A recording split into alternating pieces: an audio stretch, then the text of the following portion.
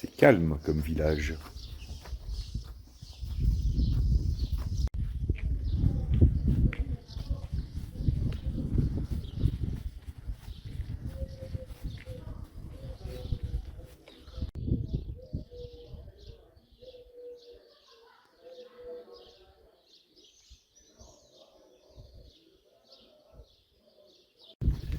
C'est marrant, un mélange de briques et de torchis.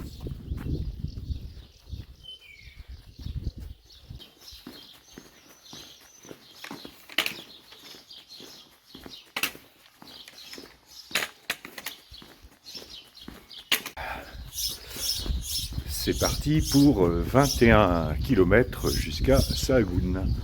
Alors aujourd'hui c'est une étape de récupération et ça tombe bien parce que j'ai dû manger quelque chose hier soir qui n'est pas passé, donc ça m'a tenu éveillé aux toilettes une partie de la nuit.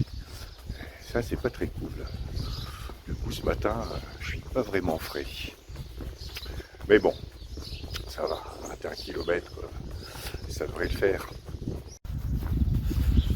Du coup, je suis parti plus tard que d'habitude, ce qui n'est pas plus mal parce que j'avais besoin de me reposer un peu.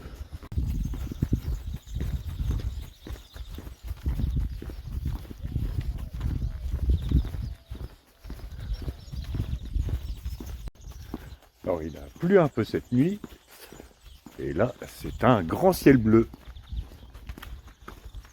Mais ça s'est quand même un peu rafraîchi, hein.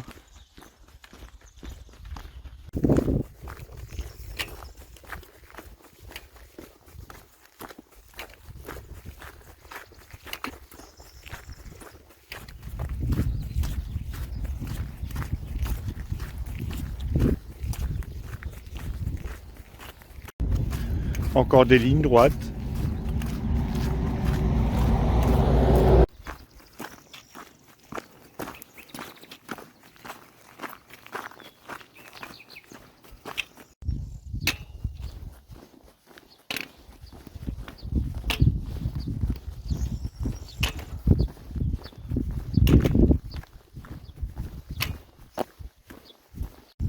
Je suppose que là-bas, ça doit être les Digos. Ah bah non, les Digos, c'est là, l'autre village est plus loin.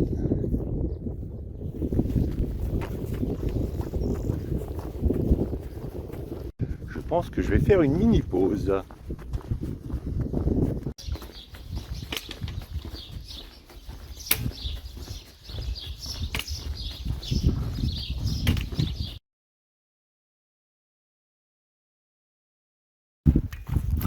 Bien, après cette pause café, et pas pause second petit déjeuner parce qu'aujourd'hui je vais ménager mon estomac, il est temps de repartir.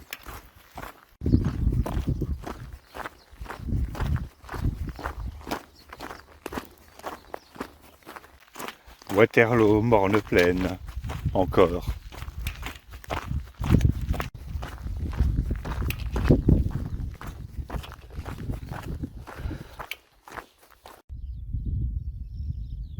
Alors là, on cultive de la Medicago sativa, plus connue sous le nom de luzerne, qui sert principalement de fourrage pour les animaux. Les champs de luzerne, on les reconnaît à leurs petites fleurs violettes.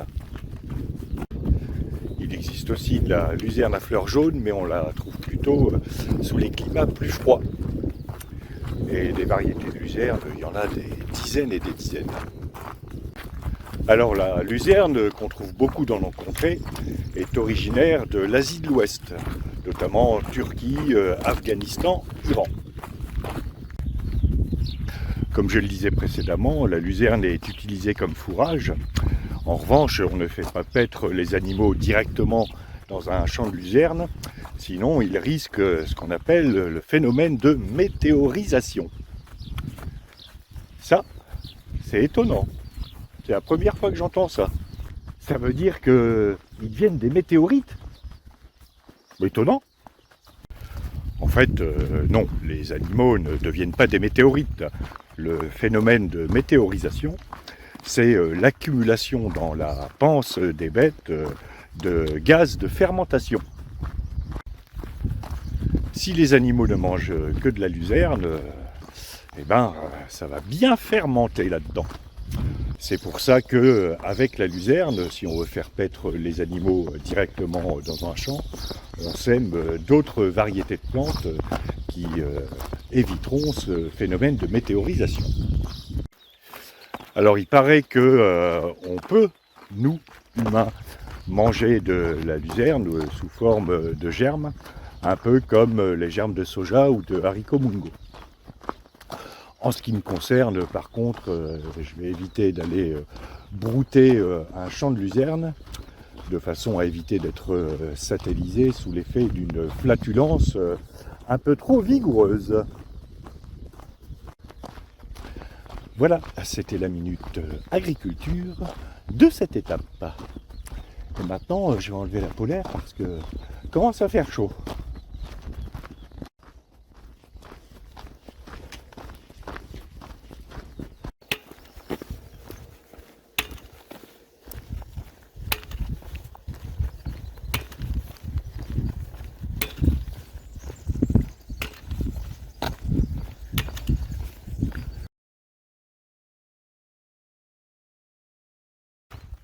Ah ben ça alors, y aurait-il des hobbits dans la Meseta?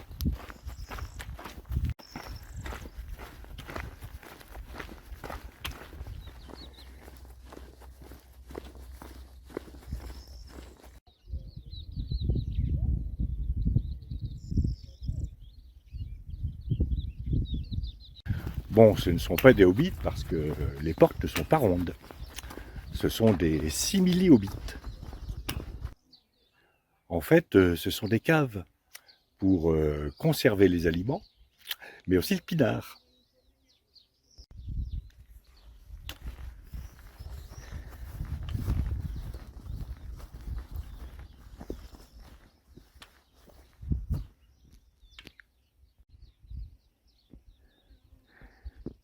Et celle-là, elle a même une cheminée et la télé. Selon la légende, ça fait 500 ans que ces caves existent.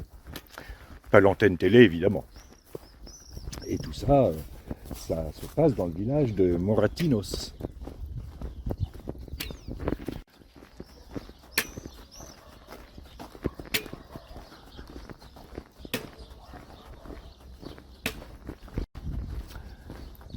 Voilà, c'était la minute insolite de cette étape.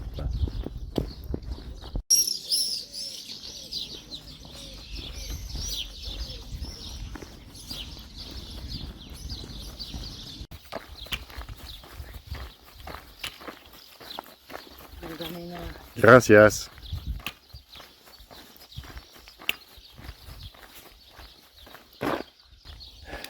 Ça mérite bien une pause orange.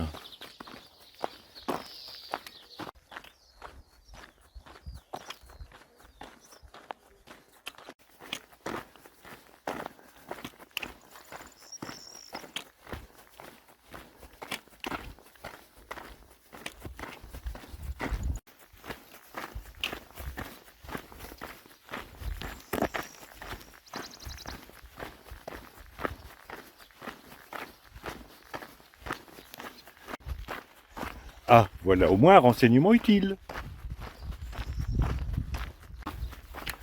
Bon, je ne vais pas m'y arrêter parce que je viens de faire ma pause orange, qui m'a fait du bien d'ailleurs, hein. Il va falloir d'ailleurs que j'en rachète, parce que j'ai plus d'oranges, de ces grosses oranges sucrées mais pas trop, qui sont super bonnes.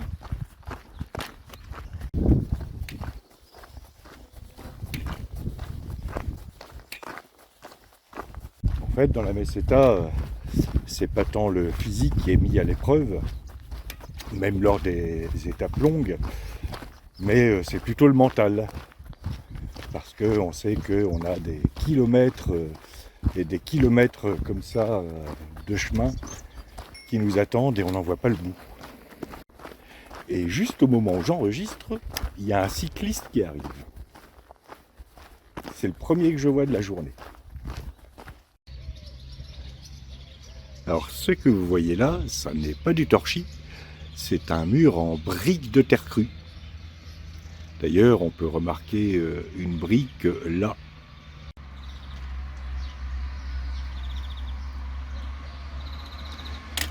Et ça n'est pas que de la terre crue parce que on voit bien les petits brins de paille ici qui sont mélangés à la terre. Un mur en torchis, quant à lui, il présente normalement une structure principale en bois avec un clayonnage de bois, donc des petites pièces de bois entre les éléments structuraux principaux, clayonnage qui vont retenir le mélange de terre et de paille.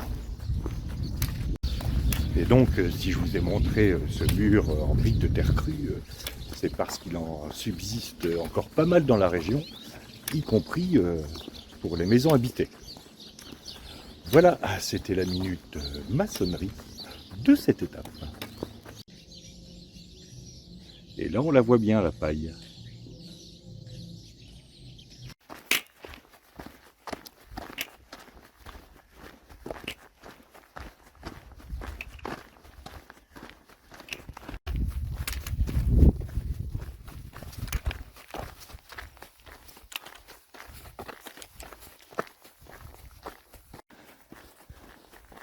Ah, j'aperçois là-bas Sahagoun. Ah, encore peut-être 3 ou 4 kilomètres. C'est marrant parce que l'étape fait un peu plus de 20 km et la fin me paraît aussi longue que celle d'hier.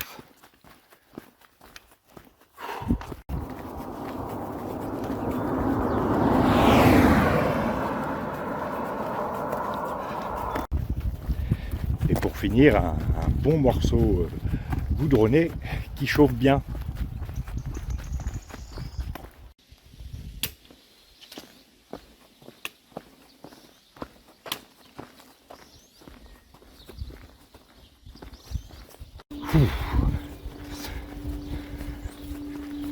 J'arrive à Sahagoun. Bon, c'était long ces derniers kilomètres et a priori mon albergue est de l'autre côté de la ville. Bon, ça me fera toujours ça de moins à faire demain.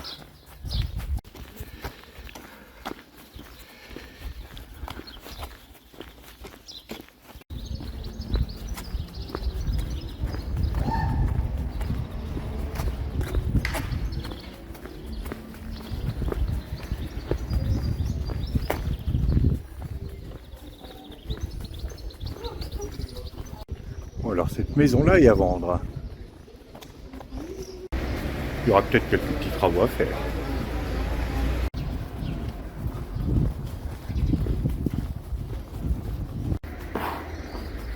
Elle est loin cette auberge.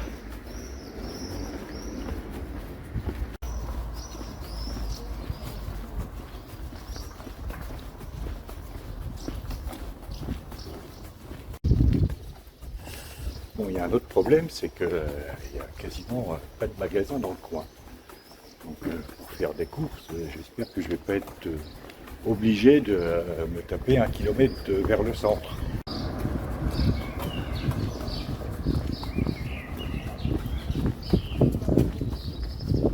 Ah, là, voilà. Alors, voici l'auberge où je loge cette nuit. Et donc à 5 heures, Café des Pèlerins, où on échange nos expériences. À 6 heures, messe.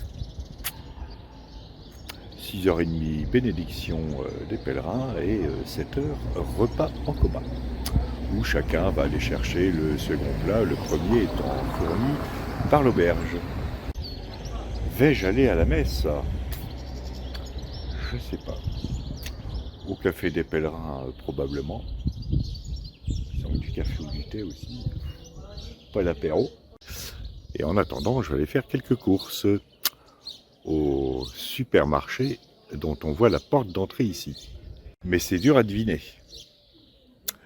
Voilà, sinon, fin de cette étape de 21 km. Heureusement qu'elle était courte, parce que bon, j'étais pas au mieux de ma forme.